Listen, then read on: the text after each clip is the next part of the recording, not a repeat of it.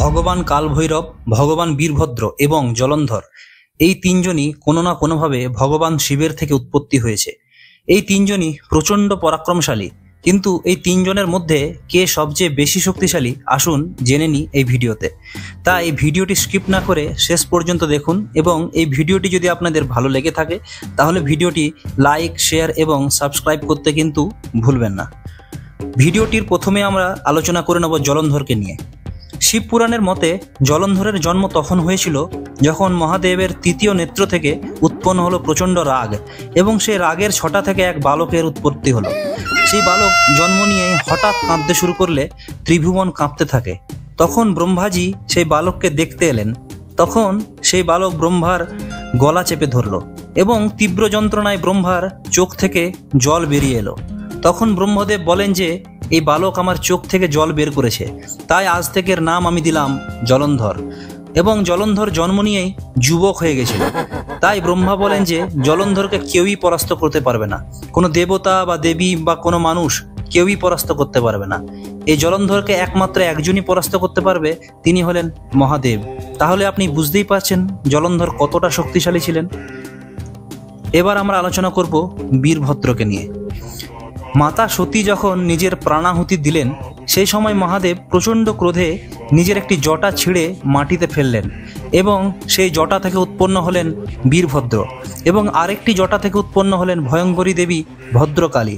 তখন মহাদেব বীরভদ্র এবং ভদ্রকালীকে বললেন যে দ্রুত যাও এবং প্রজাপতি দক্ষের যজ্ঞ নষ্ট করে দাও, এবং দক্ষের মস্তক কেটে আমার সামনে নিয়ে এসো।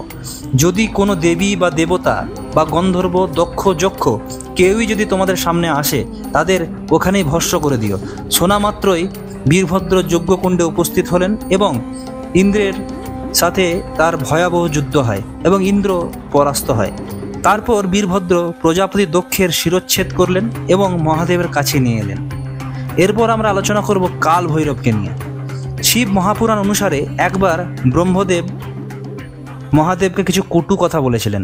তখন সেই কটু কথা শুনে মহাদেবের প্রচণ্ড ক্রোধ হয়, এবং সেই ক্রোধ থেকে উৎপন্ন হয় এক পুরুষের, যার নাম হলো ভৈরব। এবং মহাদেব সেই পুরুষকে আদেশ দিলেন যে হে কালরাজ, তুমি সাক্ষাৎ কালের সমান। আজ থেকে গোটা পৃথিবী তোমায় কাল ভৈরব নামে জানবে। আমি আদেশ দিচ্ছি, তুমি ব্রহ্মার অহংকার নষ্ট করো। তখন আদেশ পাওয়া মাত্রই কালভৈরব ব্রহ্মার পঞ্চম মস্তকটি কেটে ফেলেন। এবার এই ভিডিও থেকে বুঝতে পারছেন যে কালভৈরবও কতটা শক্তিশালী ছিলেন। জলন্ধর, কালভৈরব এবং বীরভদ্র এই তিনজন শিবেরই অবতার, এবং শিব থেকে এই তিনজনের সৃষ্টি।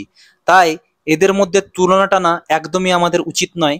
তবু আমি বলবো জলন্ধরের ক্ষমতা এদের দুজনের চেয়ে একটু কম হলেও কালভৈরব এবং বীরভদ্রের ক্ষমতা সমান সমান।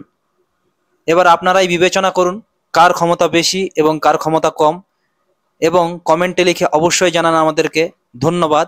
আমার ভিডিওটি যদি ভালো লেগে থাকে লাইক, শেয়ার এবং সাবস্ক্রাইব করতে কিন্তু ভুলবেন না। ধন্যবাদ।